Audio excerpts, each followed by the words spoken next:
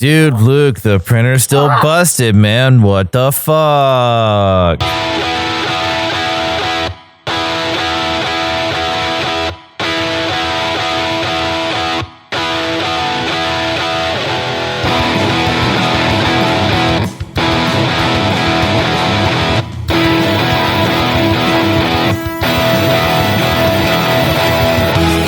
How's it going, everybody? Welcome to episode 89 of the Topless Robot podcast. My name is Ryan.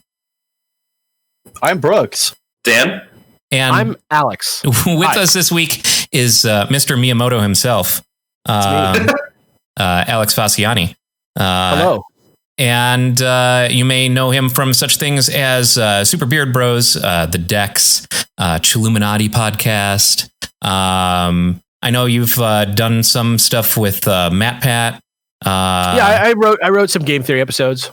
And of course, you write for Gerard and the Completionist and stuff like that, right?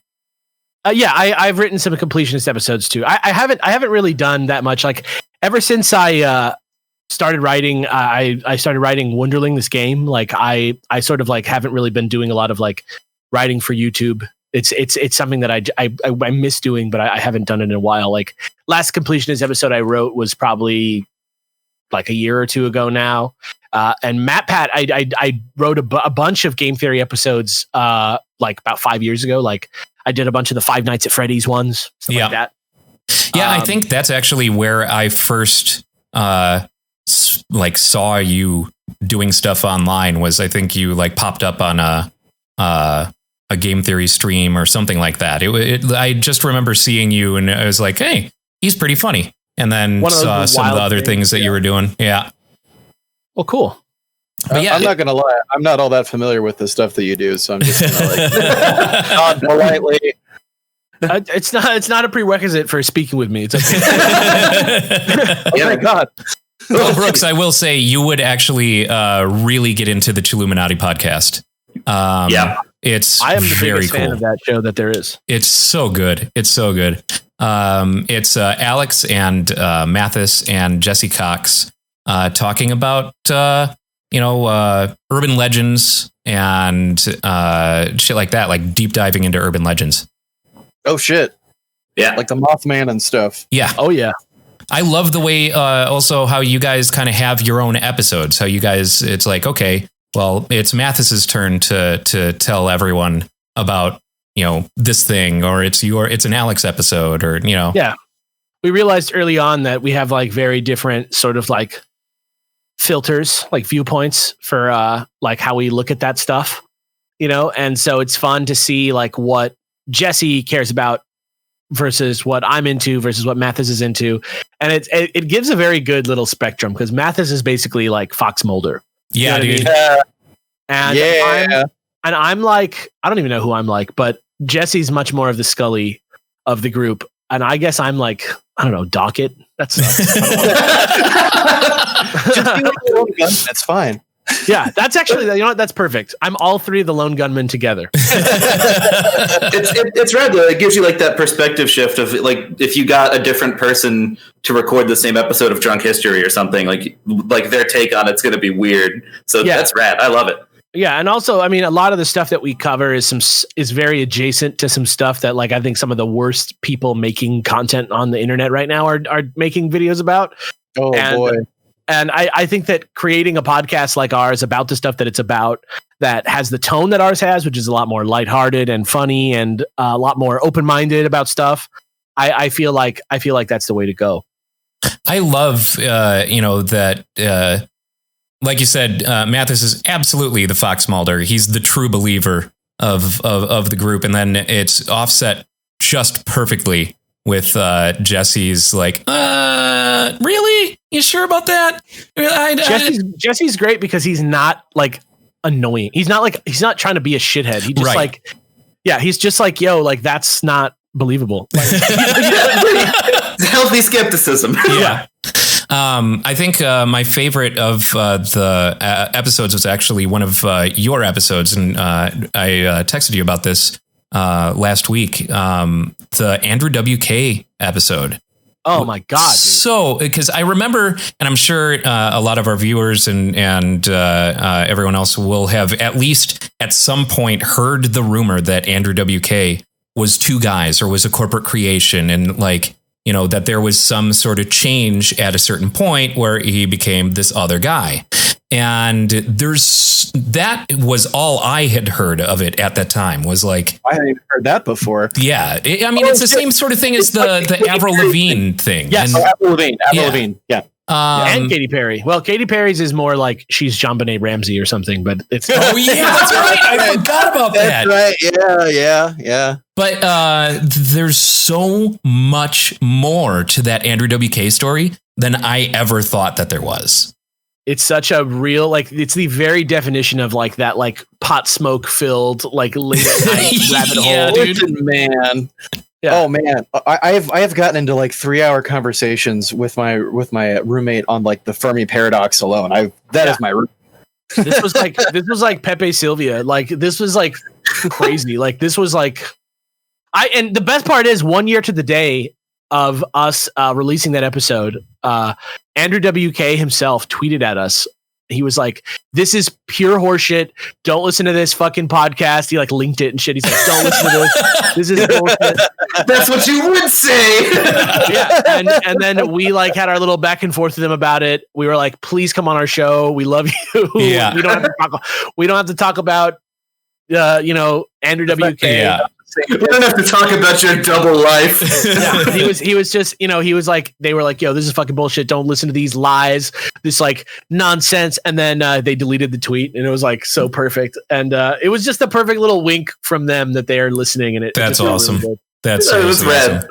Yeah, I remember a few years ago, I even saw him. Andrew WK did Care to Scare or Scare to Care or whatever it was. Yes. Yeah. And that was really cool. That dude is wild. Like, what's a great like story is to listen to.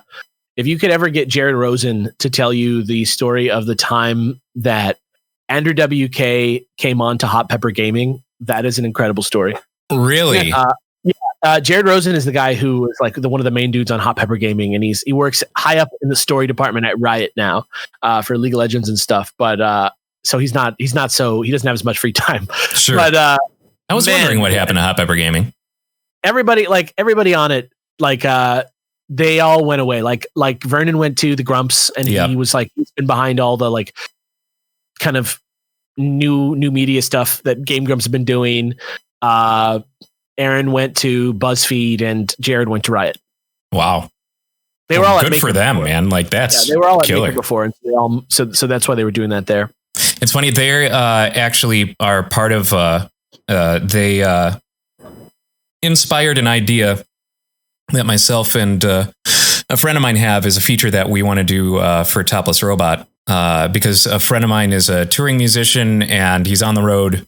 God, obviously not now, but like half of the year, most of the time. When there's not a world-ending disease spreading around the country. When there's not a world-ending disease, my friend's band Snailmate is usually on the road fucking playing. And so whenever they hit the road, he collects hot sauces. Oh, and so we want to do a thing where we have bands, because I'm building a studio. I just, I guess fairly recently bought a house, and I'm building a studio in, this casita. And we want to have bands come and like try a hot sauce, like a very, strong hot sauce, and then play a song immediately afterwards. That's a great idea. I can barely play outside when it's cold. My fingers are cramping. God. You would be surprised if you've never tried to play a show in like 40-degree weather outside. It's like when Austin Powers lost his mojo. You're like, what? Like, dude, I can do this. It's crazy. It's fucking the dream for me though. Like if it's more than 50 degrees out, I'm pissed off like all the time. No, but seriously, every single I'm in Arizona, dude. It's like 110 out right now. Every single show in Wisconsin starts the same way with before the show can start, the band is on, we're all on stage going.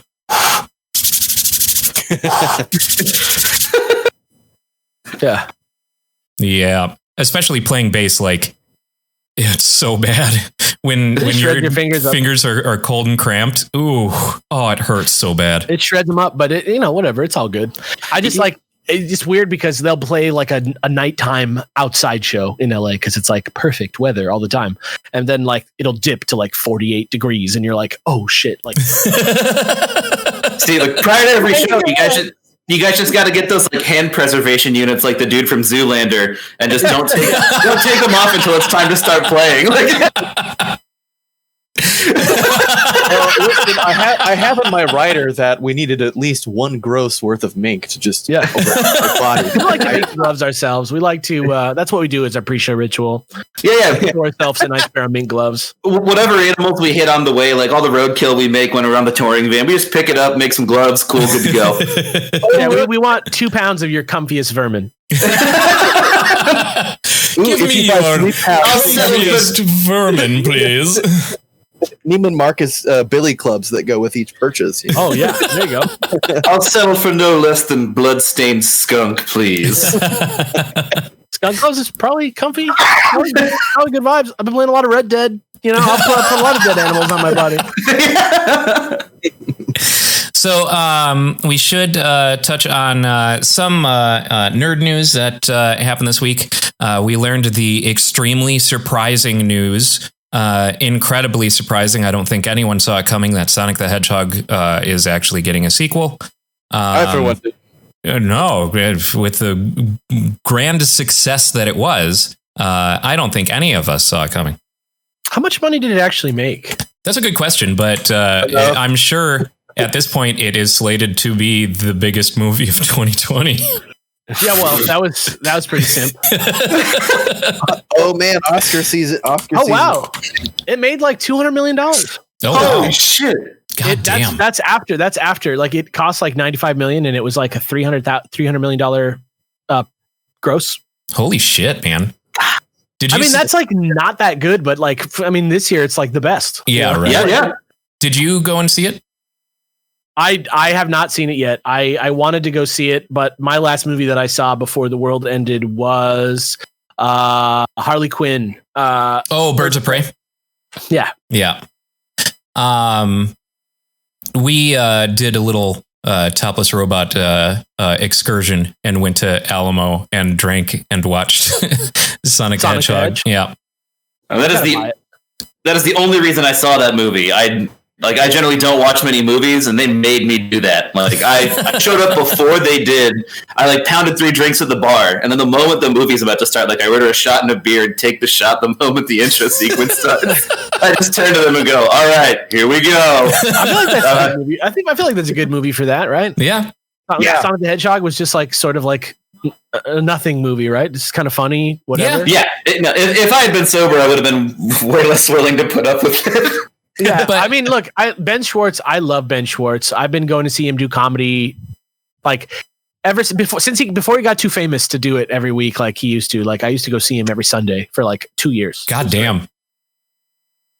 Those guys down there at UCB, back in the day, that was some good shit. Those guys were super inspiring to me. So I always go see stuff that Ben Schwartz did. And if you haven't seen it, I really recommend Middle Ditch and Schwartz on Netflix. I have heard good things about it. Yeah.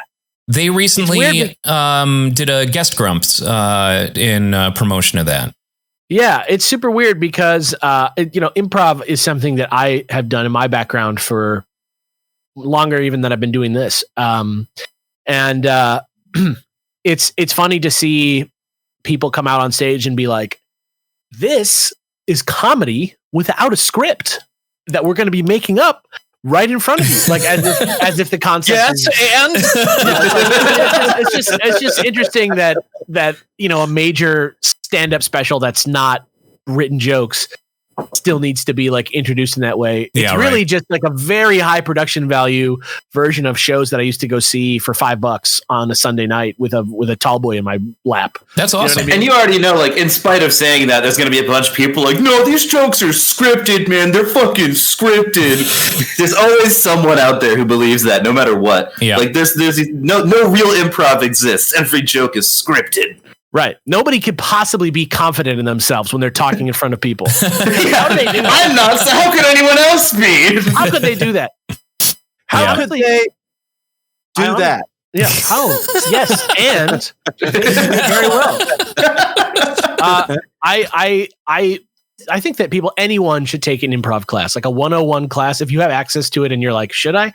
You should. We've been wanting to get the whole Topless Robot podcast group into an improv class real bad. I live with an improv guy. And it's always fun around here, let me tell you. Yeah. Honestly, like just a 101 class for anybody, like talking to people, job interview, like just feeling more at ease in public, like being more okay with the possibility that you might fail if you put yourself out there, and starting to get the perspective on how unimportant that worry is. Like I feel like those are really good things for.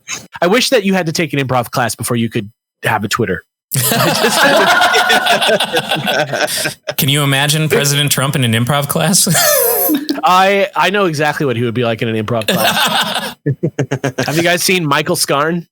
No. That would be him. That's what Michael Scott's like super secret agent character is. Oh yeah.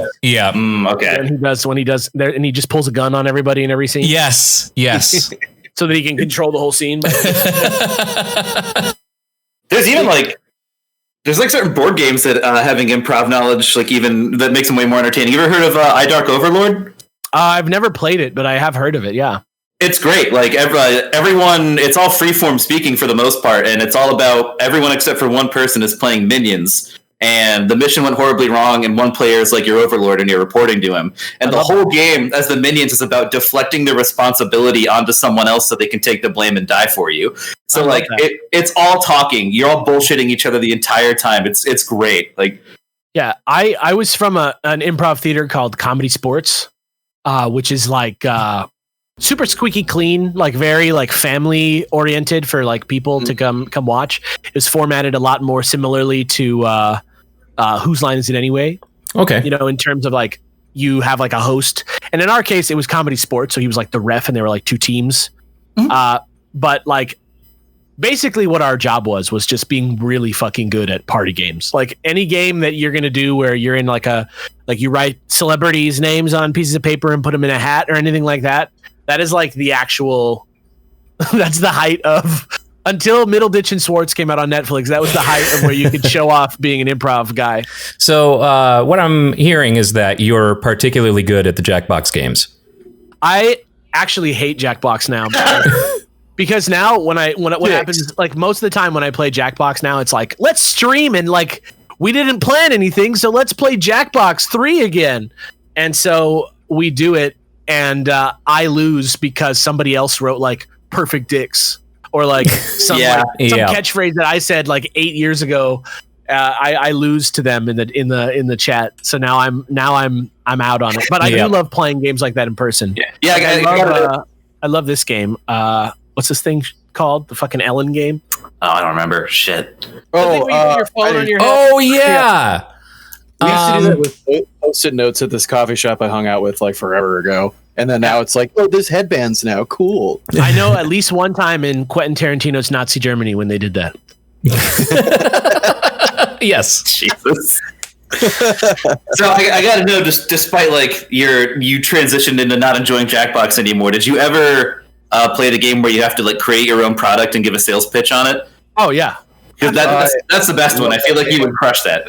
I love all the Jackbox games. I love playing them like with my friends. I just never get to. Like my favorite one of all of them is the fucking robot one, the rapping robots. Yeah.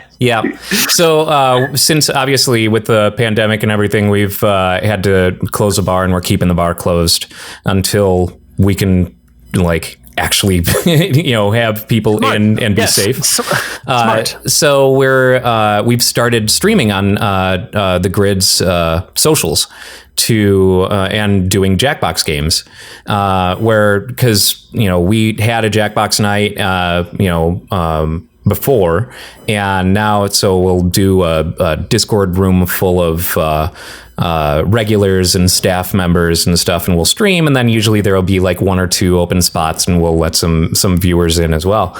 And we had just such an amazing run of that the rapping robots one last night. It was just so good. People are horrible, like disgusting, hilarious comedians in private. Yeah, I love it. Yeah, the shit that comes out of people's mouths in Jackbox, they're like, double cum burger. You're like, what the Christ, Grandma, what the hell? And like some of the viewers, like they're people that we had no idea, and honestly, and some of the people who are tuning in are people who aren't local, who have never heard of the grid, who are just joining in anyway, and just play some Jackbox, just fucking killing it too, like making references to us in the same way that we would make references to each other in this friend group, for inside joke comedy points, and catching on right away and being right on top of it, and dropping some of the most surprising answers. That's what that like Jackbox really is, just like improv exercises but made doable through your cell phone. Yeah. And honestly, like the fact that it emboldens people, and that voice of your own self that you fall in love with, that makes you want to play Jackbox more and more to make your friends laugh more and more. Mm-hmm. Like that can just be you. That can just be the guy that you are all the time. Yeah. You don't have to just wait for the opportunity to strike, Yeah. Yeah. We did that's what always ends up happening to me at this point, right? Like every time I play and we have like anonymous names, you guys always pinpoint me in the crowd immediately. Yeah. Making all of the saddest jokes. It's like, oh, there's Dan. Yeah, it was fucking great. What was the one? It was like, what's your favorite thing to eat for breakfast? And I wrote a bullet. Yeah, and we went, yeah, that's Dan. There he is. A little ray of sunshine. And fucking one of the funniest moments last week, we were playing Drawful, and it was kind of like getting towards the end of the stream, and anytime that it kind of quieted down, we just hear someone mic. So our friend Devin had fallen asleep during the game, so just like any pauses in conversation, you just all of a sudden hear that breathing. Then all of a sudden, every single answer became "Wake up, Devin," or whatever. Yeah, it's funny. Like I have a lot of experience with my co-host falling asleep in real time while I'm recording something. I have heard some of those. I've heard Sleepy Gerard many times. Oh man, that's fucking great. Other things that came out, or news that came out this week, HBO Max has finally launched. And has anyone taken a look at some of the HBO Max offerings yet? Hell yes, I have. I'm gonna wait until all of the Adventure Time stuff comes out and then burn up that free trial, baby. Oh yeah.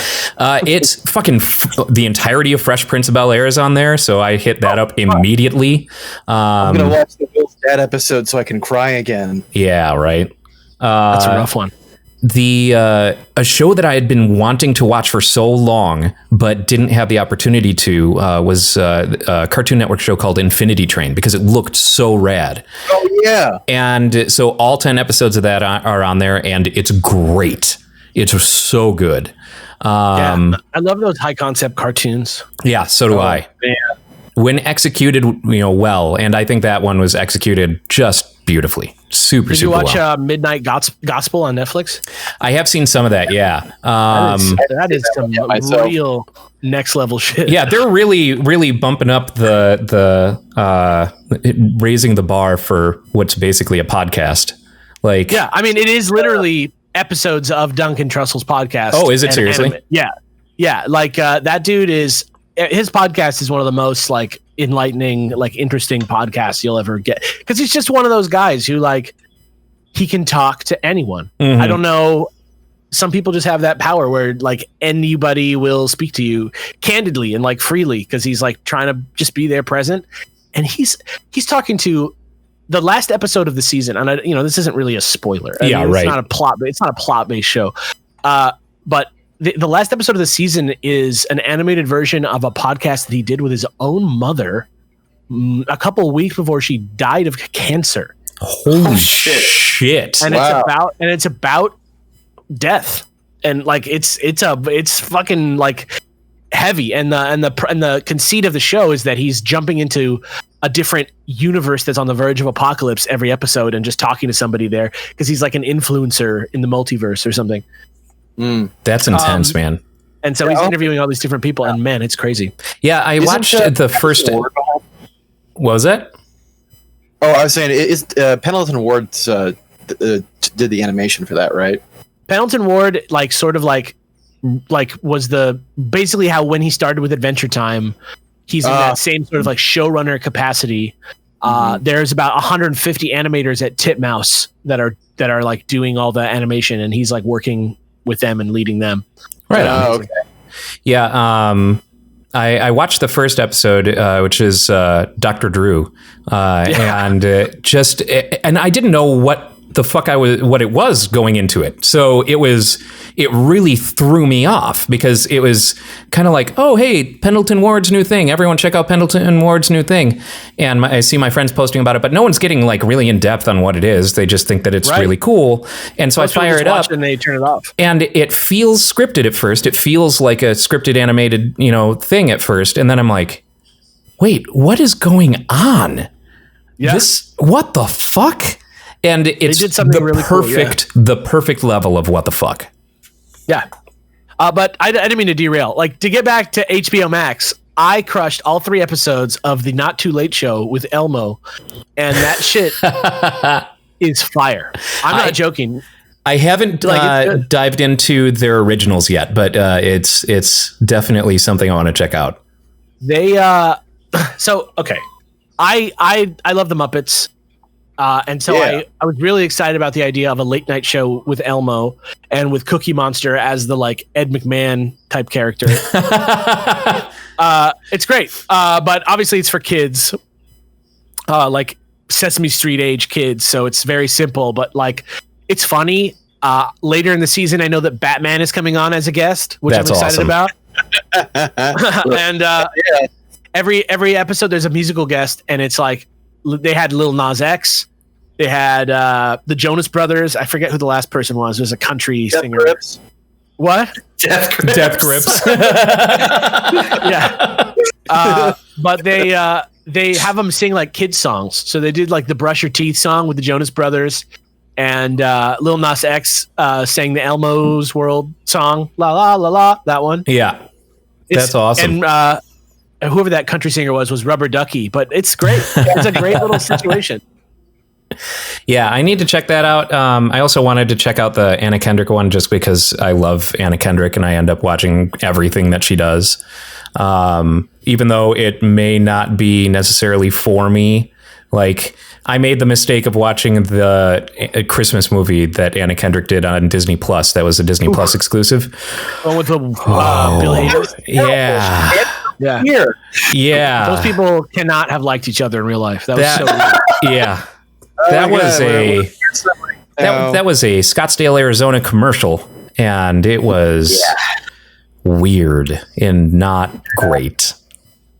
I'm sure someone loved it, but yeah, weird celebrity stuff like that. Oh, I'm sorry, I didn't mean to cut you off. Go ahead. I'm good. Oh, I found this like weird like Architectural Digest has this show on Hulu. I wasn't even looking for it, where it's like a bunch of celebrities' houses and stuff, and them just giving tours. It's like the more adult, refined version of Cribs because I'm into it. There's cool stuff, but it's like, oh, I really like those sconces. It's like it's not Cribs, it's abodes. Yeah, if you're too self-conscious to like get real about how much you love Animal Crossing, like it's like a perfect little gateway drug. Yeah, like it was the John Stamos episode was probably the most disappointing because I was just like, fuck yeah, Uncle Jesse, here we go. And then it was just like his like wife butting in a bunch because she wanted to be on TV. Yeah, it was terrible. It was terrible. You love to see it. That's probably. I mean, it must be rough being married to John Stamos. He's like the most beautiful man. Yeah. Even still. Driven to back when you live in his shadow. I'll never be as pretty as my husband. Shadow of the Stanislaus. Yeah, I wouldn't be able to handle it. Speaking of, isn't someone doing an actual like Animal Crossing version of that with celebrities? Like going, because since so many celebrities have been playing Animal Crossing, like isn't someone doing a... So Gary Whitta, yeah. So Gary Whitta has a show. Gary Whitta is just like a comic book writer, and he's done some writing like in Star Wars. I think he has a couple books that he's written, but he's like this like very like delightful little British guy, and he has a show called Animal Talking, and it's a full on like late night talk show that's just done completely on Twitch within his Animal Crossing house, which has been converted into his late night set. And he's had Sting on, he's had Elijah Jesus Wood Christ. on, he's had all these top tier celebrities that are coming on because they have Animal Crossing. That's awesome. Like it's great. Like they come in, like Danny Trejo came on. That's awesome. I saw Danny Trejo. This is something you would never expect to happen, right? I mean, the only reason it happened is because of the pandemic. Like, otherwise, that show never would have fucking happened. Yep. Yeah, I was quite surprised about the pandemic itself as well. Yeah. Yeah, true. Good. Yeah, very true. I love how creative people have been getting in that. Like Xwater's been doing Deal or No Deal within Animal Crossing with other streamers. And I know a bunch of like Mario Maker players like Grand Pooh Bear and people like that just wrapped up a full Survivor thing in Animal Crossing. Like it went on for weeks. Each episode's like an hour long, and there's betrayal. There are camera confessions. There's alliances. It's fucking great. That's awesome. People are getting crazy. The best thing I've seen is Grimecraft. Oh, really? Grimecraft put like green screens in his Animal Crossing house. Oh my God.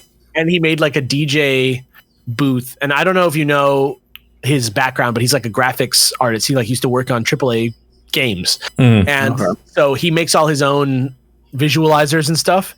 And he like puts them into the Animal Crossing house on Twitch and like keys out his parts of his house. And there's like, if you're like super cool, you can get to go to the show and like be in the house while it's happening, but he streams them all on Twitch. That's rad. It's lit. Like, what a creative idea. That's wild. Right? I love that. Yeah. People are really taking like, honestly, what is, I mean, really kind of actually in the genre, pretty restrictive game. Like it's not nearly as, open up as other similar titles, but they are getting crazy creative with Animal Crossing. Yeah. From desperation to determination. Yeah, television will be on the Switch now forever. Oh yeah. I've watched some of those shows on my TV and Animal Crossing, and not a lot of content, but lots of flashy pictures and lights, and it's maybe if you want to catch a Mach Ultraman rerun or something like that, it's a good place for that. Rockstar is the company that's got the good fake entertainment. Good Lord. The freaking show in Red Dead, and look, I keep coming back to Red Dead. Let's be honest. I've been playing it for 2 years. The part where you can like go watch like live stage shows and stuff, it's crazy. They're like an hour. It's crazy. Rockstar's attention to detail is stupid. Like it's always been so fucking good. Like I could sit and listen to in the GTA series. Who's the radio DJ that everyone loves? Laszlo, dude. I could listen to Laszlo forever. Like I could just sit, I want to play some GTA right now. They should replace Kevin and Bean with Laszlo. Yeah, right. And didn't GTA Online even have like a little movie theater you could go inside of, and they had like custom animations that would play? You could actually just sit in the theater and watch that shit. Like you could go watch Ricky Gervais in GTA 4. Oh, that's right. I forgot about that. Matt Williams had a set in there. Ricky Gervais had a set. You could just go watch them in GTA form do like a 30-minute set. That's nuts. God damn, that's good. Radical. Hell yeah. So good. But anyway, HBO Max is a mixed bag. Yeah. I am stoked to see. That's right. I am stoked to see what they add to HBO Max. I'm kind of disappointed because it was supposed to be obviously it's a marriage of HBO and a bunch of other content owners. But DC being one of those, my understanding was that DC Universe at large would essentially be in HBO Max, but Swamp Thing is not there. And I know a lot of other titles aren't there either. Harley Quinn isn't there either. Yeah. It's weird. And that's one of the things I was going to say is like, there's no 4K, there's no UHD right now. There's no, there's like weird things. Like, I feel like a big part of these platforms right now is like, what like timeless classics can I get my hands on by paying for this? And with Disney Plus, they have all these great things. They have Star Wars, they have all the Avengers movies, they have all these things. The moon spinners. Yeah, good old moon spinners. Netflix has the movies it has. Netflix used to have like Star Trek, all this good stuff. Doctor Who was on Netflix. Now HBO Max has Doctor Who. They have a deal with Warner Brothers. They like Justice League is already on the like better watch it before it's gone like list. Yeah. For some reason, some other all the other like the Nolan Batmans aren't on there. Like all these things that should be on there aren't on there. Like all of the Lord of the Rings and all of the Hobbits are on there except for the Desolation of Smaug isn't on there. And I think a lot of that is because they weren't ready to go with a lot of these contracts that they're negotiating in the same way that Disney Plus wasn't. And so what they tried to do to make it happen faster was they supplemented their movies that they have for their streaming platform with the movies they already had contracts for on HBO Go or HBO Now. Whatever the movies are that they show on HBO in rotation. And so there's all these movies that are on there that you're like, but that's art. Like, I want to watch that and it's gone. Why am I like excited for like, finally I can watch Your Highness or The Scent of a Woman. Yeah. Like, I don't know. Like there's a bunch of movies. There's a bunch of movies on there that are good, but there's like, for people who are like really trying to get at specific stuff, there's a lot missing from HBO Max that should be there. Yeah. And but I think it's still worth getting if you don't have that much streaming stuff already. Yeah, I think they fucked up in that they like the Nolan Batmans. They said they were going to be available at launch, right? But they still are under contract for exclusivity on other streaming services. So that was a lie. Like, I understand the whole like it'll be on our platform, kind of like what Disney Plus did, and like they had the titles there, and they even said like this is going to be available on our platform on this date, and like that makes sense to me. I understand that this is all due to contracts and licensing and shit like that, but with HBO Max, they make the mistake of saying this is going to be available at launch. This is going to be available at launch. And like going down this list, knowing like there's no way that they could actually think that like, okay, we'll for sure have the license by then. Totally. Absolutely. Like you don't announce that until it's a done deal. Yeah. I think a lot of it is pettiness too. I think a lot of them like, I'm sure they love to trick each other into announcing things that aren't true. I'm sure they love to do, a lot of stuff like that. And I think that's what's going on. I think it's just this sort of like you shouldn't even bother saying that you have the rights to a movie if it's not going to be on your platform for 2 years. Yeah, right. Like that's crazy. Like you're like, yeah, we can watch, Guardians of the Galaxy or whatever. I don't know which ones are missing off of there, but it's like some weird ass movies are missing off of there. Like certain Star Wars movies are missing or something like that. And it's like, yeah, I mean, we'll get them, but it'll be in 2 years. So yeah. Pay now. Set your watches. You'll be watching this movie in 2 years, or you could go over to this other streaming service and watch it tomorrow. You can be just like our good friend Tyler, who couldn't make it here today, and in advance pay for 3 years of Disney Plus before the platform even dropped. Yeah, he did the 3-year Disney Plus thing. Does he love the classic animated films of Disney? Oh, yes, yeah. I assume so. Then maybe he's just, I get why people do it. I still think you should buy stuff that you like. Yes, I agree. I think like streaming services are great, and what would be a great product is like an app that like.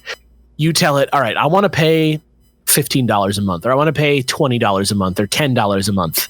And then it's like, all right, how do you want to split that up? Like you can get Netflix and Hulu for this month, and you can, every month they're like, hey, it's a month. You got to choose which ones you get to watch.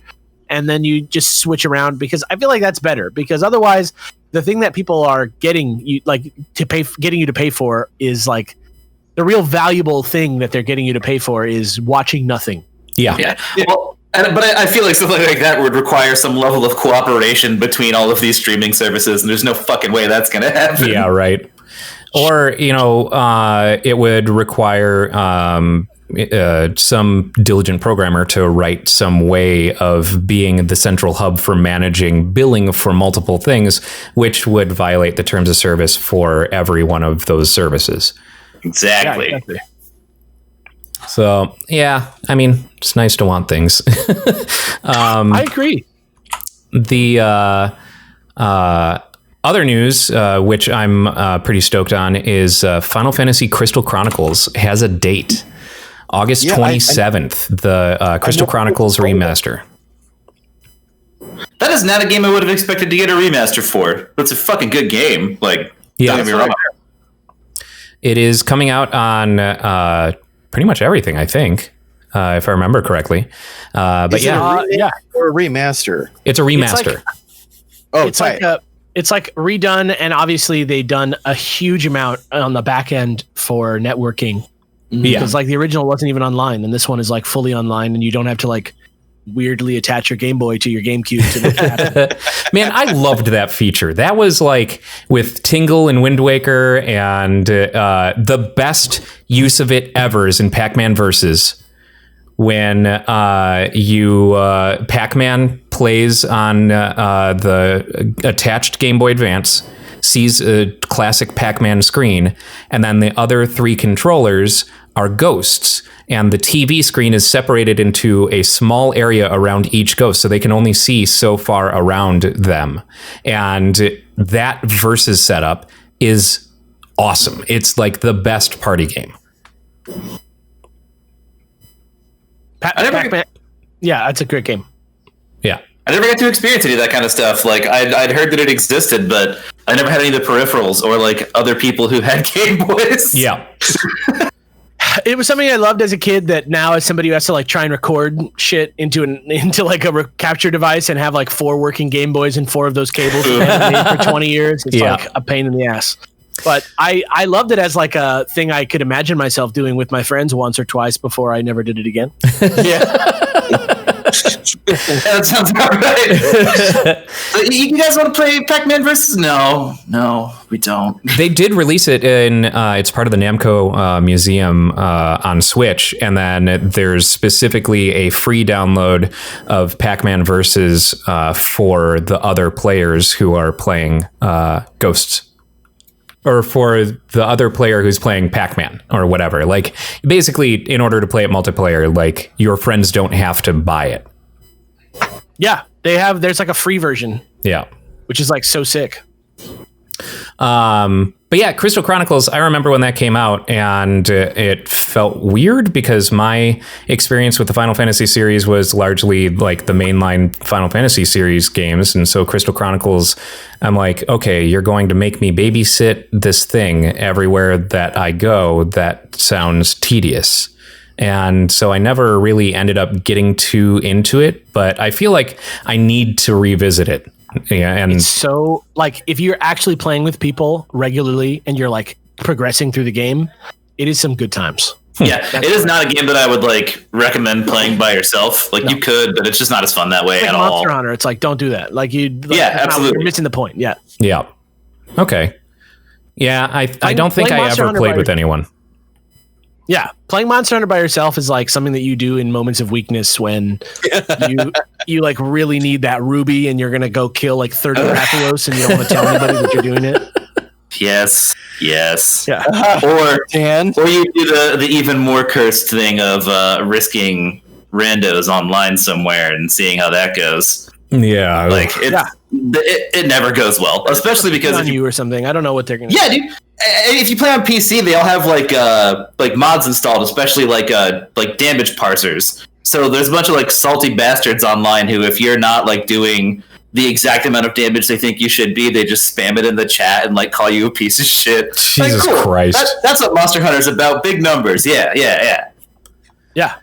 That's why sense of community. I hate playing games online unless it's like specifically with friends. Like Dan and I will play Risk of Rain 2, and I fucking love it. I absolutely love it. But if I were to have to play that game with anyone I didn't know, no thanks, man. Depends. It really like it's really like subtle design choices that are gonna sort of like define your experience online, right? Like Nintendo, everybody gives them crap for the way they do online, but the way they do it makes it a lot easier to play with strangers online than it normally is on other games. And like honestly, like if you look at what their goal is, they're achieving it. You know what I mean? People who interact with it, they're asking for just like that open sort of like user is the one who knows what's good for them type mentality. But whatever, like multiplayer online games is it's like the anxiety of meeting somebody that you don't know, but like even in an imaginary world. It's so weird. And that person you don't know might just, rage out and start calling you shitty things if you may be talking to a racist. Yeah. You are most likely talking to a racist. Yeah. Oh God.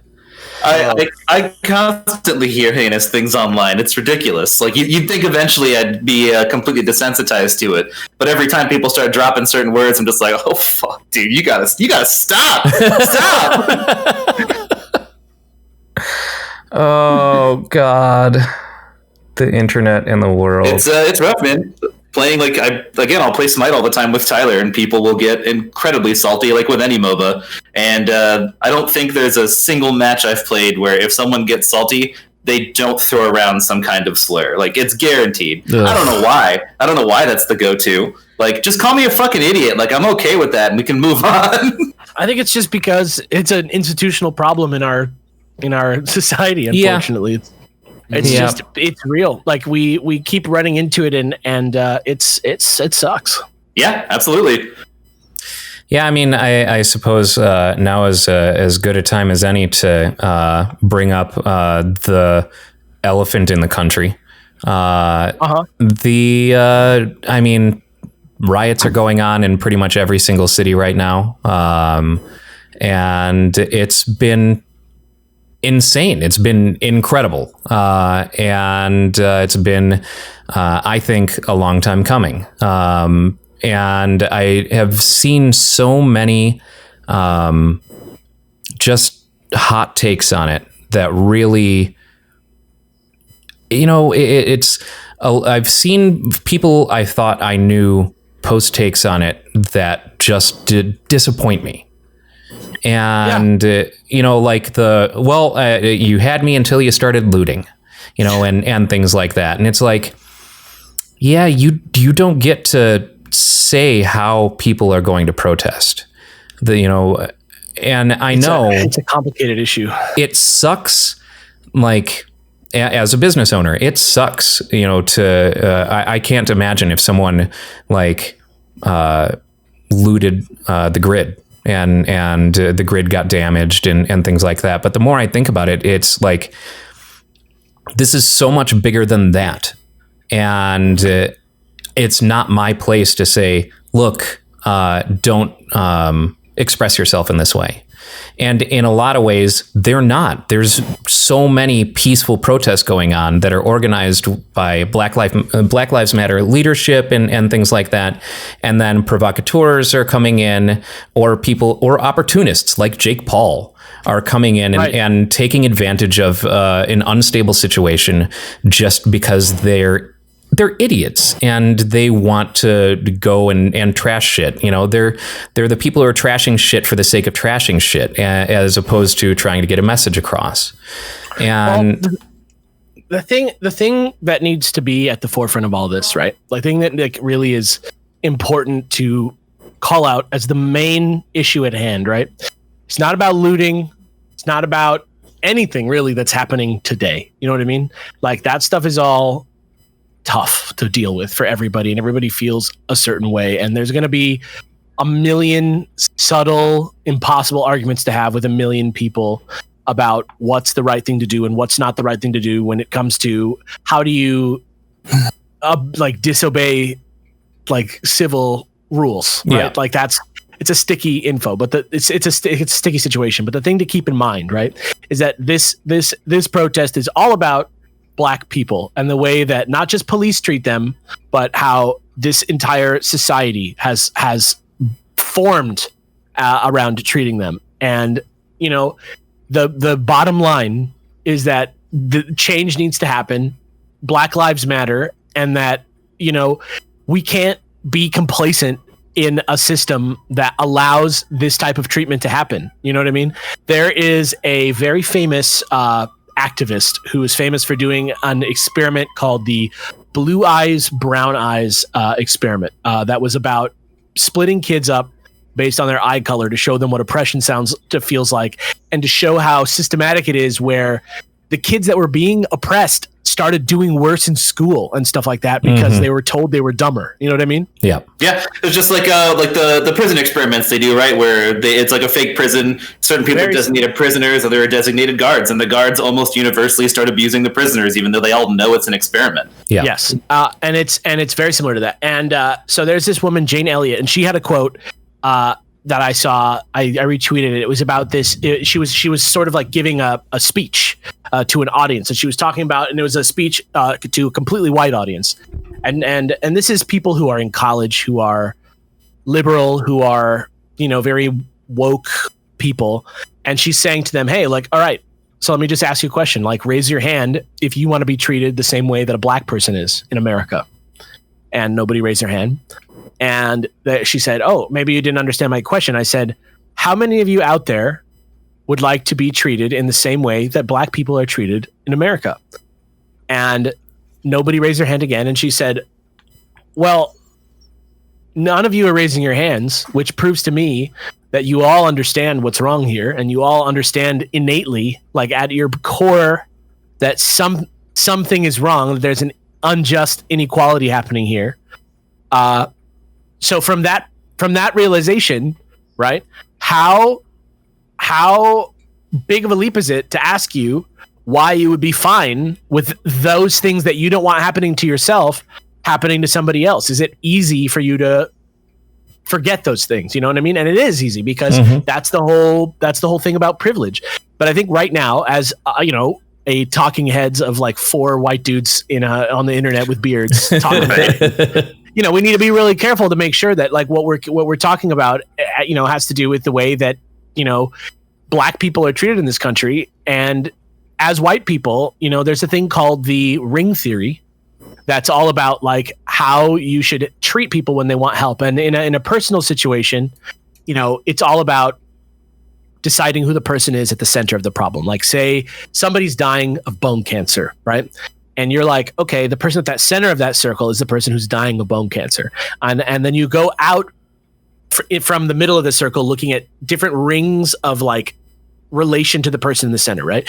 So you look at, like the family, the parents, maybe they're like one ring out from the person with the cancer. And then from there, it's like work, like friends and, you know, people that you know, who maybe aren't related to you. And one from that is people who know you from work. And out from there is, you know, people who heard about you or distant family. And the thing that you need to remember is, as somebody who's not black, especially, right? Like we're all not black. And that's the key here is like looking in to the center of the circle at the people who really need help and making sure that everything that you're doing as a person is when you're going from outside to in on the circle, even if it's not directly to black people, maybe if it's other people of color who are mistreated by the police and who are mistreated in this country, you know, everything that you need to do as somebody who wants to help needs to actually be help.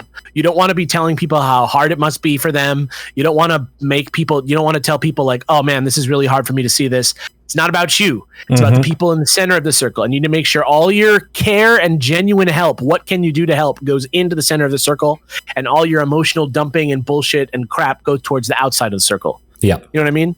Yeah, absolutely. And that's really what you need to do. You know what I mean? And so I sent you guys a link earlier about stuff that if you really want to get involved, here is some stuff that you can do that's actually genuinely helpful, instead of getting stuck in a conversation right now on Twitter with a bunch of strangers about whether or not specific businesses deserve to be looted or not. Of course, no business deserves to be looted, especially if it's somebody you love, somebody who's an immigrant, somebody who's black themselves, somebody who's a pillar of their community. Of course, they don't deserve to get their place looted. But, when you're in a situation where you're pushing somebody so far past the point where any human should be pushed to live every day, you know what I mean? Like, imagine your business was on fire every day. Imagine, you could fuck up in talking to somebody and they'll shoot you. And that's a real thing you need to think about every day. Yeah.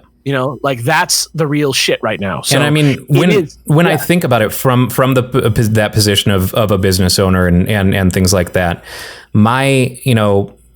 of course, obviously, I don't want that shit to happen to me, but I can't at all put any, value in property over a human life. Like, that's it. Like simple. Yeah. It's as simple as that. And it's just not, it's also not my place to say, look, you can protest this way, but don't protest this way, because it really diminishes your message. Man, it's the most condescending bullshit. Just be an ally. And it goes back to like what we were talking about before. Don't be a dick. Fucking be an ally. And if you want to be an ally, there are ways that you can do that. And that website that Alex was talking about is blacklivesmatters.carrd.co. And it really is a great comprehensive list of resources for ways that you can actually be a good ally. And, it's as simple as, working within your community, organizing with your community. If you're being hit by protests and things get violent and dirty, help clean up your neighborhoods. It's what Edward James Olmos did in the wake of the Rodney King riots. He gathered up a group of people and helped clean the neighborhoods. It can be as simple as that. It can be as simple as fucking calling a politician and making your voice heard in that way. And it can be even as simple as, like, if you really want to be awesome, fucking take advantage of your white privilege. And if you see something get heated, stand in front of a black person, stand between a black person and a cop. I've seen that happen. And if you're out there on the streets, like, don't be a white person who's, not even in the front lines, throwing bullshit at the cops over a crowd of black people who are going to get their ass beat. You don't want, you need to realize where you are and what you're doing, and you need to ask people how to help, and you need to be committed to really helping. Don't get wasted before you go out. Yeah. This isn't a fucking party. Outfit. Yeah. This isn't the buy a pink pussy hat and go out and walk around and wave at everybody that you see that you know. Yeah. This is the real deal. And I'm not saying that other protests aren't real, but this is something that is so much about the way that the government tries to control us has to do with making us accept worse and worse situations for ourselves. And we really can't lose sight of the thing that's really important here, which is that black people need to be treated better by the police and by the rest of the people in this country. And that's real deal serious biz. And I don't know. I like that's the main thing, is you really just need to keep what's real at the forefront of your thoughts and educate yourself. Don't talk about when this is all over. Don't talk about, sorry, I can't do the thing I normally do. And obviously, go, if you're uncomfortable, if you're worried about this, if you feel like I better just stay out of the way because I don't deserve to be a part of this, I don't know what the fuck's going on, go to that link that I sent you. And there's reading, even just for people to read about what the hell is up. You can read, you can donate, you can sign petitions. There's always something you can do. And if you're not getting involved and you're not doing it, you're not helping. Absolutely. And educating yourself should always be the first thing you do in any of these situations. Because this always comes up every single time there is any sort of racial tension coming up, is there's a shitload of people who suddenly purport themselves to be scholars on the works of Dr. Martin Luther King. And none of them have no fucking clue what's going on. It always happens every time. And I don't think these people have actually tried to educate themselves on what that man would have actually done and believed. So maybe start there if you're not sure. See what you can do for that. Yeah, exactly. I think that's really important. It's so easy to be ignorant, but that's the whole point, right? Like ignorance is bliss. It's like not a good thing. Yeah. Yeah, no, it's bad. But yeah, it's. I put the link up on the stream. On the screen.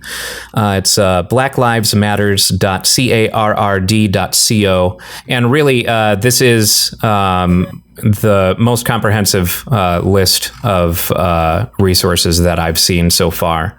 I think that if you're looking for a way to be an ally, you will find it there, absolutely. And to whatever degree that, it gives you so many options, like there's no excuse not to help in some capacity. Just do what you can. Just do what you can. Complacency doesn't help anyone. Yes. Even if you're just educating yourself for that moment later when you can step in, when you're not so scared to leave your house and go get hurt or whatever you're worried about. Like just take some action. Like, if you pretend like you believe in this shit, like take some action. Yeah. And also, don't be one of those assholes who goes on Twitter and talks to the descendants of Dr. King, asserting that they know better than them. That's blown my mind. It's like, no, I'm pretty sure your father would have done this. I think I know more than you do. I went to a public school in the United States. Let me tell you what your dad would actually think. God, fuck you, Christ. Yeah. Oh, it's as if 2020 couldn't get any crazier, and it is. I am an optimist, and I really think that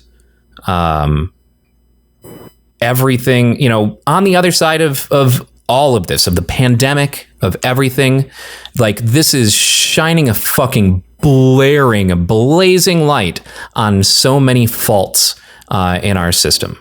And I truly, truly hope that some real substantial change can be made in not just, obviously with the systemic racism and things like that, but in addition to that, the way that poor people or bar workers or just minimum wage needs to come into question in this, and all that. Like, we've seen the failures of the system in so many different ways over the past 3 months.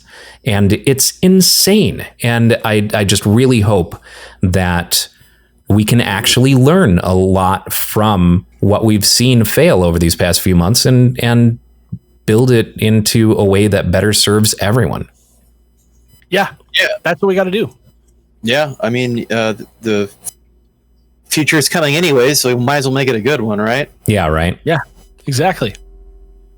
So, well, Brooks, we know you dearly, dearly look forward to the Star Trek future that you want so badly. So that would be yeah.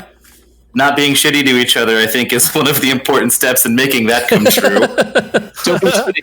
Money is bullshit. Get addicted to the holodeck. Be a cowboy whenever you want. I'm fucking dude, it's working for me. Yeah. So, with all the things that you've been, I guess, to go back, we've set our piece on the things that are going on. Go to the link that is on the stream if you are looking for ways to be an ally and are wondering what you could do, or if you're feeling just a general sense of helplessness that I know a lot of my friends probably have, because it's all very overwhelming. And that link has a lot of great resources there. So go to blacklivesmatters.carrd.co. But we've set our piece on that.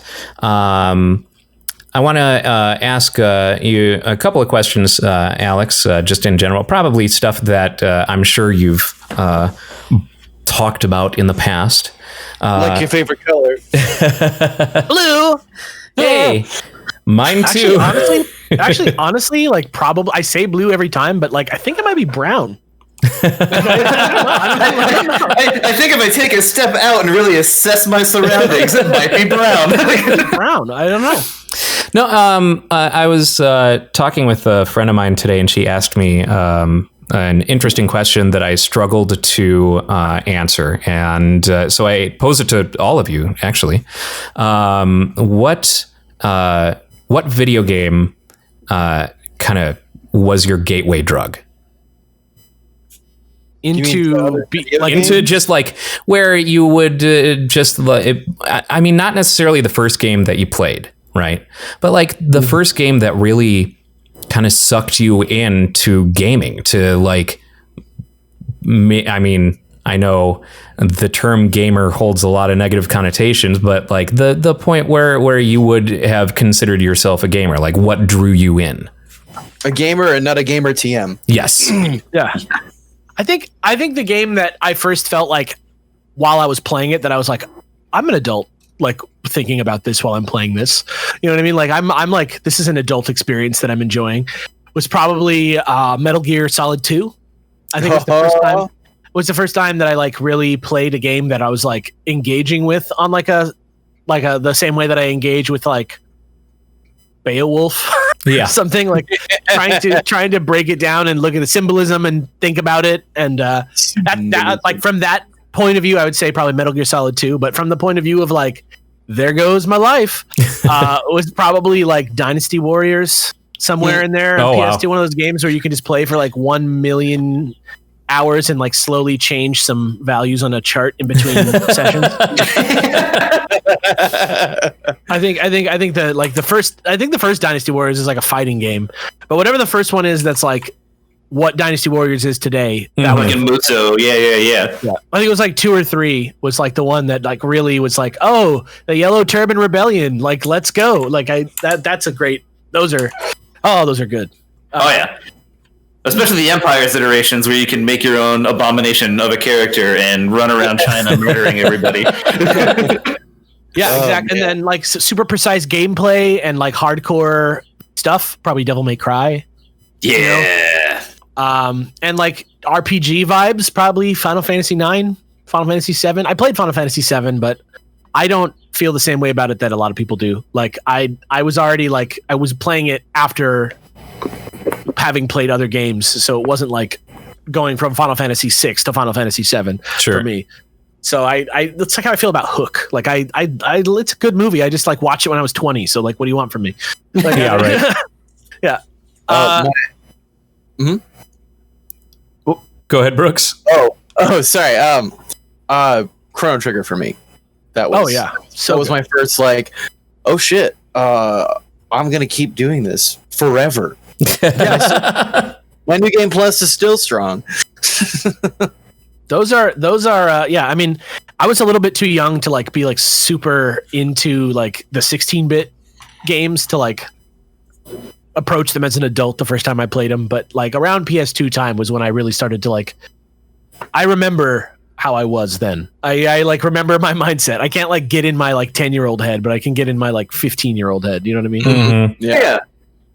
Yeah, the only reason I picked Chrono Trigger at all was I was getting ready to go on a senior trip. I had just gotten a DS, and I was in a GameStop, and this was when I think like it had just come out on the DS, and they had one of those big cardboard signs, and I was like, oh wow, that looks kind of cool, and that looks like the guy that does Dragon Ball Z did this artwork.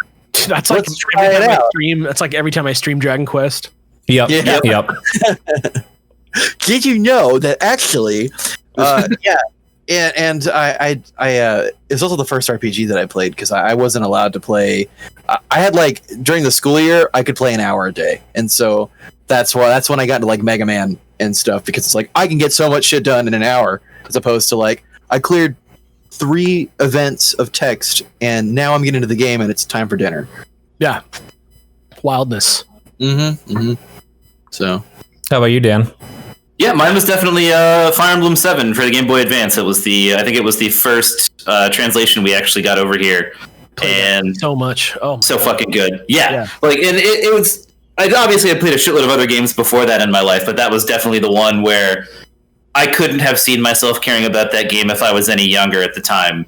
It's like, suddenly I'm like, oh, this game's like about numbers and being slower and thinking about what I'm doing.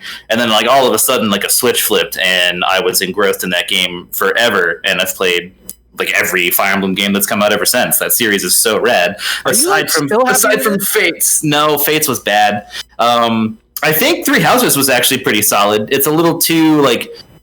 I feel like the series has shifted too much into like appeasing like your stereotypical Western anime fan. It's just like, so much less of a focus on the fighting. Like I like the fighting. Let's have tea. Can we have a tea party? I'm so stressed as I'm walking around that I'm like missing something or that I'm not doing something that I'm just like, what am I doing? I had to stop playing it. Yeah, there's a lot of like time wasting aspects that I don't enjoy, especially like again, like so much of that focus on wanting to throw dating sim aspects into the game. Like I don't give a shit about that, dude. Awakenings was really good. Like they did a perfect amount. But that Fire Emblem 7 was like the first game that I ever played where I was like, that was the fucking tutorial? Are you serious? Oh shit! And then you play forever, and eventually you get to that good old Hector hard mode, and you really realize what it's like to feel pain. Oh my god! Yeah, it's real. Did you ever go back and play like translated versions of any of the old ones, like 6 or anything? I've never actually tried. I mean, like each one is like 100-hour game, so it's like. Yeah. It's hard for me to go back and play like the translated games that I've gone back and done were like anything Dragon Quest. Like I've gone back and played Dragon Quest 3 on Super Nintendo and 4 on Super Nintendo, stuff like that. But I've never gone back and done it. Well, if you see that movie on Netflix, mama, yeah, yeah, I loved it. I had a great time with it. I thought it was surprisingly really good. Yeah, I mean, it's a perfect adaptation of Dragon Quest V until spoiler. And I'm not gonna get into what the spoiler is, but if you want to, like, that might be the most mind blowing movie I've seen this year. That was crazy. That was fucking insanity unchained. And they really like. I feel like it snuck out of nowhere. Like just all of a sudden showed up on Netflix, and it's like, oh wait, I was the guy who was like eagerly awaiting that fucking thing to come out for like a year. Yeah. But that's just because I'm like, I didn't mention it, but Dragon Quest 3 on Game Boy is another game that really, like, I used to have a bunch of Japanese friends when I was young, and because there's a big Japanese community, and they spoke Japanese, and they'd bring the games over from Japan, and so when that one came out here, everybody was like, yeah, and we'd like have parties where we'd just like, our moms would get us pizza, and we'd like stay up till 6 a.m. playing Dragon Quest. Hell yeah. Hell yeah. That's awesome. Yeah. Well, all that said, if you do ever get the urge to go back and play like a translated Fire Emblem game, play 6. You can just emulate it, and someone has a translation patch that's a joke to install. It's so easy. I heard it was probably one of the best games in the series. Is number 6. Yeah, and it's hard. Like 7, I feel like they toned down the difficulty, and maybe they dumbed it down for the American audience, like they used to do all the time. But 6 will put you through the paces. It's rough. It's a hard game, but it's worth it. And the hard modes on 7 are fucking. Yeah. Ryan, what was your game? I spent a lot of time thinking about it, and I feel like there have been, a handful of like wow moments. And like one of those was the first time I played Resident Evil, like the first Resident Evil when that came out. Like when you walk into that room and it cuts to the zombie like turning around, you look back on it now, it looks like fucking garbage. But at the time it was like, oh my God, this is a game. This is something that's real that I like. Holy no one had, done anything like that to that point. And it just blew my mind. That dog legit traumatized me. Yeah. Tell us more about the old days, grandfather. And then, like, as for something that, like, kind of taught me that gaming could be more than just surface level is like Final Fantasy VII. And I know it's kind of the stereotypical answer, but like I didn't actually get into the 16-bit RPGs or anything like that leading up to 7 until way later in life. The first Final Fantasy I ever played was 7, and I remember not having a memory card, so I just had to leave the PlayStation on, so I wouldn't lose progress. Big move right there, yeah. And it was like I never would have guessed that like a video game would make me cry. Like I would never have guessed that. And it just really, it showed me that these weren't just, jump on the thing or make your way to the end or anything like that. Like you could tell a big engrossing tale in this medium. I don't think it's even possible for video games to have such an amazing like benchmark. Like how much? Like I know it sounds crazy. Like to be like, how much better can they possibly get? Yeah, right. But to understand the full impact of Final Fantasy VII, like if you're like a gamer who's not into the RPGs, you don't like them, and you're like, what's the deal with Final Fantasy? How could that be possible?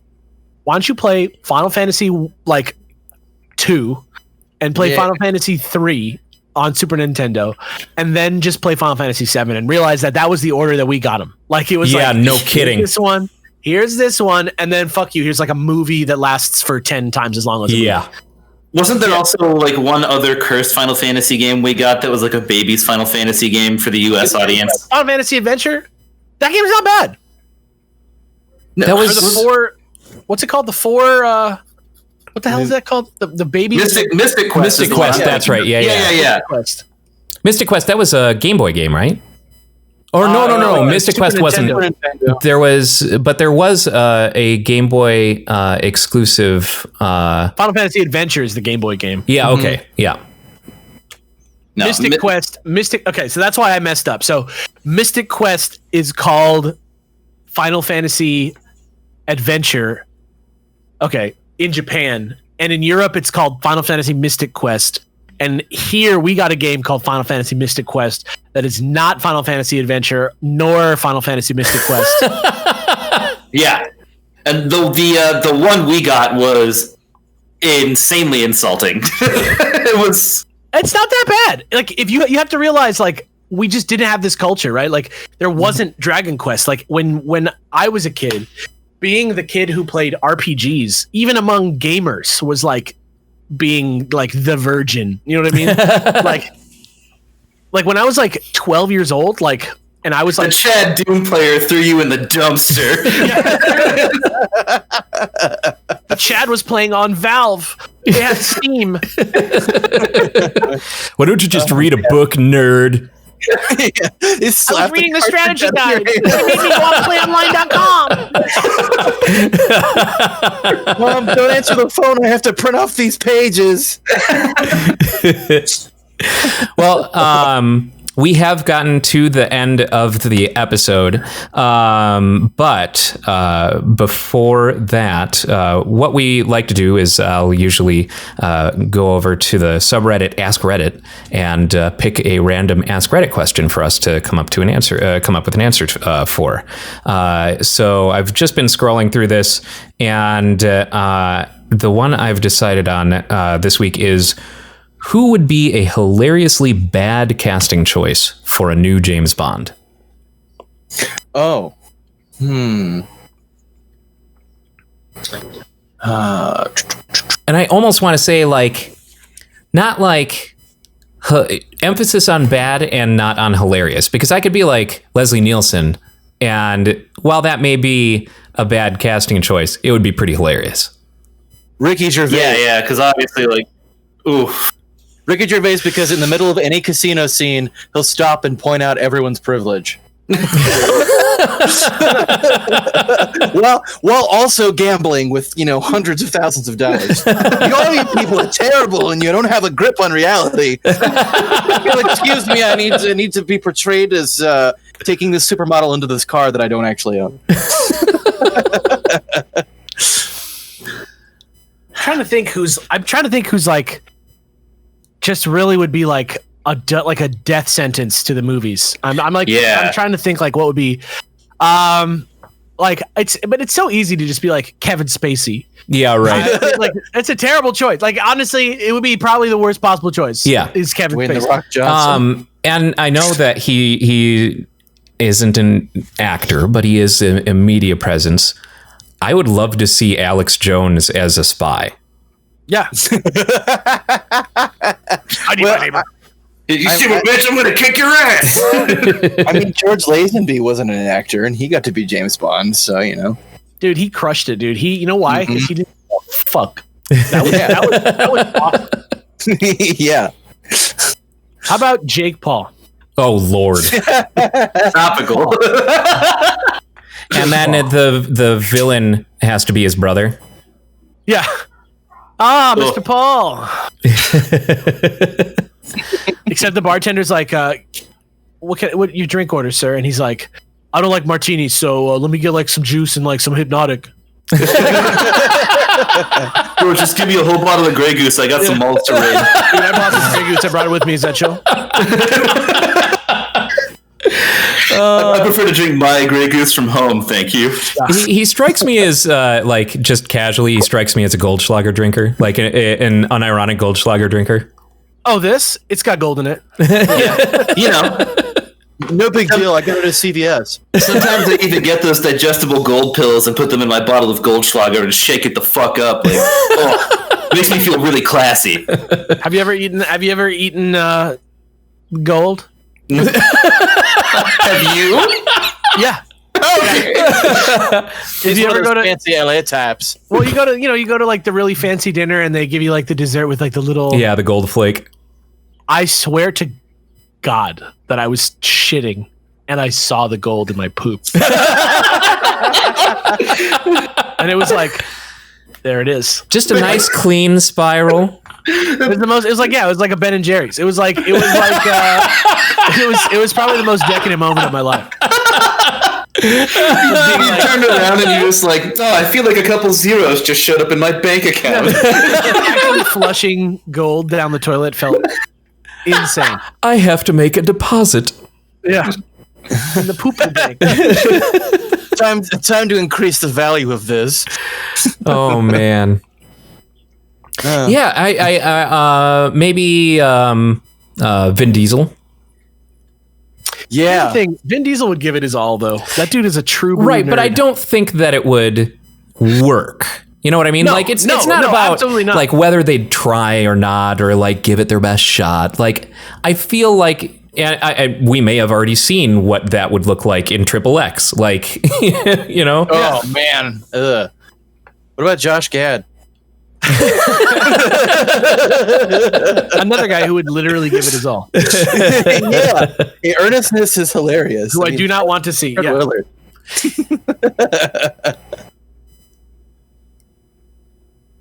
How about like modern day Fat Bam?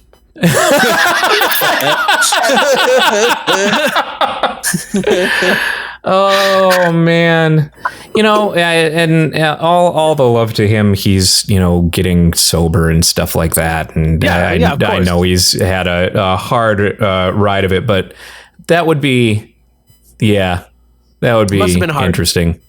Yeah. I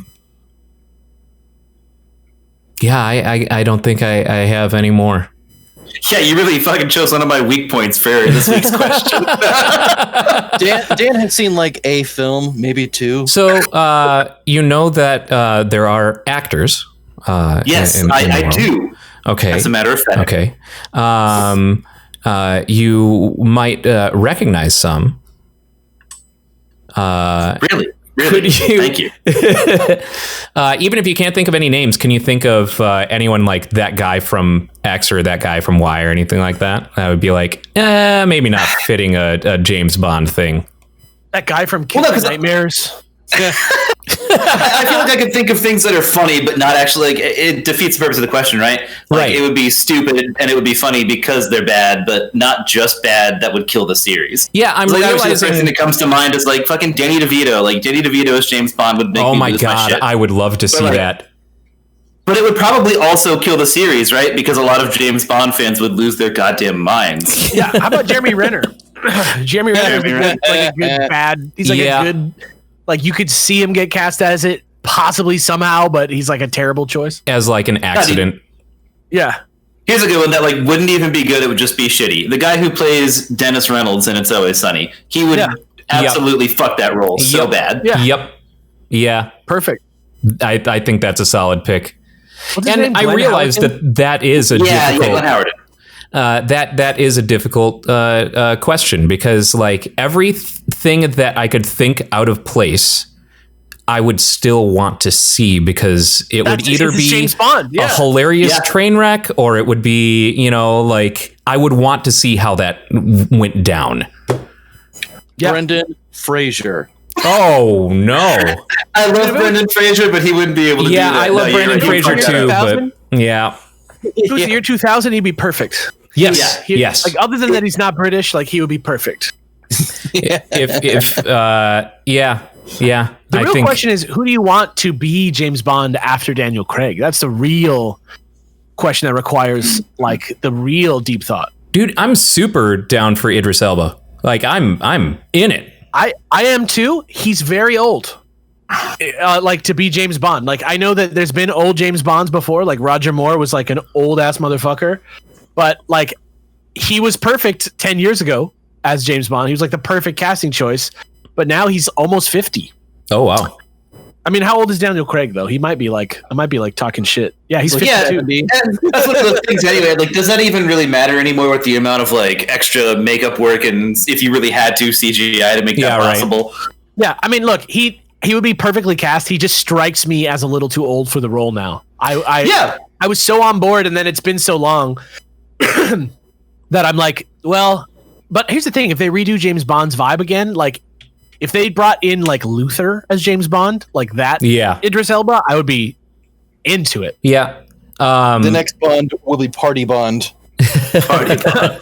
Honestly, Party Bond. I kind of want to see Ryan Reynolds play Bond.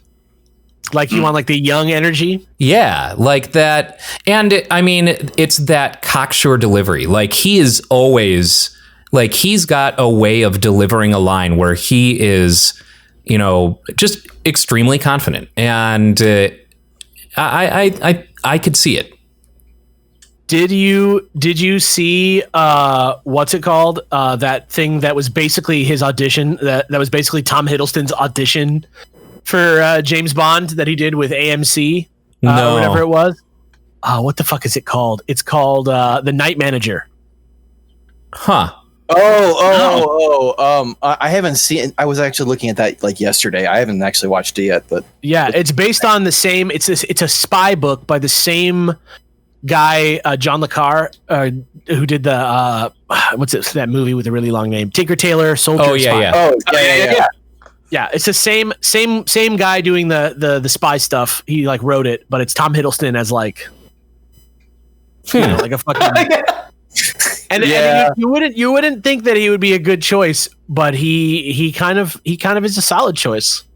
Right on. Like he can really, like, if you're looking for a British Ryan Reynolds type, right? Like, you probably don't think of him that way because your only reference point for him is like his shitty, like, Loki guy. Sure. Like character that he is. And I'm not saying he's shitty as Loki. I'm just saying, like, Loki is not like, shitty. Yeah. Yeah. He's a shitty guy. Like, I feel like he's there. He's that guy. He's kind of nerdy, in a way, which I don't like so much about him. Like, I don't want him to be like a little like fancy boy necessarily, but sure. like James Bond is kind of a fancy boy. Yeah, James Bond is a fancy boy. I'd say Timothy Oliphant myself. Oh yeah, another one. Timothy Oliphant do a James Bond. Yeah, that would be good. That would be real solid. It's always weird to me, like, people want the female James Bond, and I'm like, I agree. I think that it would be cool to have a female James Bond, but I feel like making them James Bond is like the weird part. Like, I think I think this next movie is going to do it. I think this next movie is going to install someone else as 007. But I don't think it's going to be James Bond is going to be played like by like Jamie Bond, the woman. Yeah. Like, I think that's I think that's the mistake. I think the mistake is like being like, this character who's been a man this whole time is now a woman. Yeah, it can't be. It's gonna have to just be 007. Like, lean on that, and that's fine because that's the agent code name. It's 007. I want to see it. I want to see the like female energy of like a super spy in the James Bond universe, like talking to M, talking to Q. I love that idea. I think it's a great idea. I like, even if it was somebody like kind of out of the box, like people were talking about Helen Mirren at one point. Oh, and I was hell like, yeah. Yeah, because they also wanted her for before Jodie Whittaker took it. Doctor Who. Doctor Who. Yep. Yeah, like I would be so down to see like, because we've already got like Salt, we've already got like all these other like spy women movies. It would be so great to see like a British one. Absolutely. That's like James Bond. Yeah. But the second they go with something with like Jamie Bond or Jane Bond, you're immediately just throwing it out the window. You're like, it's like almost sexist. Like you shouldn't like make it like be like the man one, but like weird and lame. Like do it from the ground up. Make it awesome. Like make it cool. Like Furiosa is way better than a girl version of Mad Max. Right. You know what I mean? Like she is Mad Maxine. Yeah, she is kind of a girl version of Mad Max, but she has a totally different life experience than Mad Max, and so she's like that female energy. Like that's so much better writing. Yeah, absolutely. It's so much less token. You know what I mean? But my fan fiction character Jamie Lee Bondus, she's a great choice, honestly. Yeah, she could be. She could I be like a cool. Yeah. Well, even like in this age. On that note, we're going to end it there. If you're watching live, stick around for the post show. Alex, why don't you let everyone know where they can find you? Locate me on the line at Faciane A on all social media channels where I have a social media channel. And you can find my podcasts on any podcast thing except for Stitcher. You can find because Stitcher's weird. Illuminati podcast, the Star Wars New Canon Book Club. Nonprofit, a great show I do with Satchel Drakes. That's we're about to do season 2 soon. There's a bunch of stuff you can watch me on. Super Beard Brothers on YouTube. Scary Game Squad on YouTube. I do a million different things. Buy my game Wonderling on the Switch eShop. I wrote that game. It's available now. Came out like a month. Yeah, it just came out a month or two ago on the eShop. Check it out. It's a fun little game. I wrote every word of it. It's good. It's good vibes. Awesome. Well, thank you so much for being a guest on the podcast. And hopefully we'll talk to you soon. Stick around for the post show. And thank you everyone for watching and or listening. We'll see you next week. Ba-da-bam.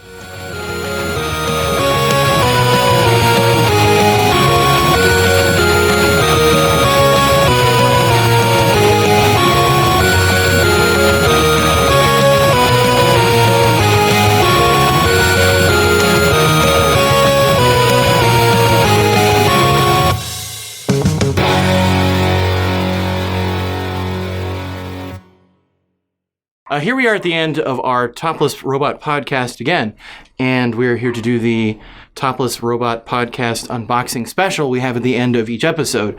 And today, I have an interesting item. It is imported from, I think he said it was Tibet, maybe, or it might be Nepalese, but let's take a look and see what's inside. I've already kind of opened the box a little bit just to make this a little easier and a little more fun. And fucking subscribe, asshole!